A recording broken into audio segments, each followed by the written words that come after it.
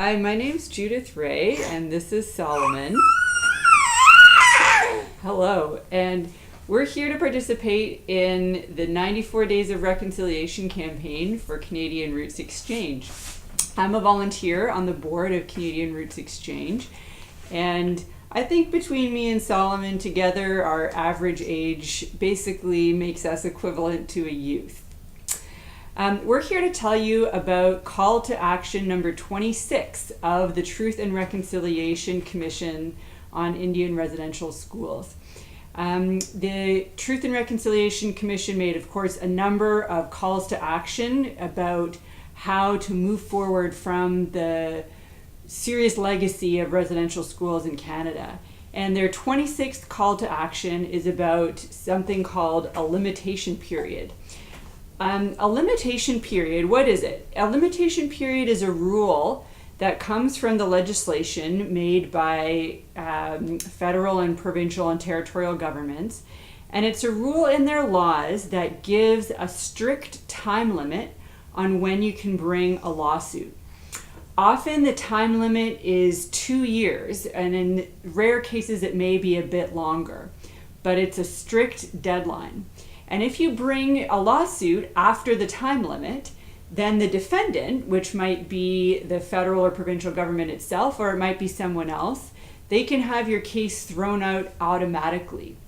So if you're past the time limit when you bring your case and that limitation period is there, then your case gets thrown out on the technicality without the court ever hearing the merits of the case. You don't get to have your day in court to look at the real issues that you're trying to bring forward in the lawsuit. So what did the Truth and Reconciliation Commission say about that? I'll paraphrase their call to action 26. And in that call to action, they called upon the federal, provincial, and territorial governments to change their statutes of limitation, their laws, to make sure that the governments and others cannot rely on limitation periods to defend and throw out legal actions of historical abuse brought by Aboriginal people. I think this is extremely important. And I don't say that just as a lawyer, but I say that as something that everyone should understand is important for Canadians. Why is it so important? Well, there's lots of good reasons why Aboriginal individuals and nations as a whole typically can't bring a lawsuit immediately. Things like poverty, trauma, cultural and language barriers, lack of access to information and research to substantiate the historical claims, all sorts of things. For these sorts of reasons, it may take a long time for Aboriginal claims to actually reach a courtroom. But if there's a limitation period, it means that Aboriginal people lose access to the courts to try to resolve the important issues and important abuses that have been committed against them, just because those abuses occurred or even just started more than a few years ago. If there's a limitation period, the case is automatically thrown out on the time limit issue, no matter how valid, no matter how serious and how important the actual claim is. And not only is it thrown out of court, but if the other side in the case, that might be the federal or provincial government, if they know that the case would be thrown out in court, oftentimes, in my experience, they will not be interested in negotiating a resolution as well, because the pressure to do that is not there.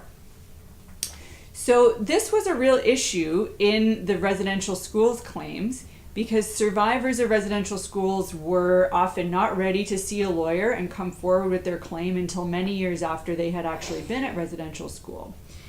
And it's also an issue with many other types of issues facing Aboriginal people, many other injustices. I often see this firsthand in my work. I work as a lawyer for First Nations, often the First Nation as a whole. And limitation periods are a real barrier in all kinds of legal wrongs that are faced by Indigenous Canadians today. Issues like land losses, treaty issues, rights issues, systemic abuses of all kinds. So I think this call to action is very important, and personally I joined the Truth and Reconciliation Commission in calling on the federal, provincial, and territorial governments to implement Call to Action 26 right away. It's really not in anyone's interest to push Aboriginal people's legitimate issues aside and to leave their claims without access to the courts.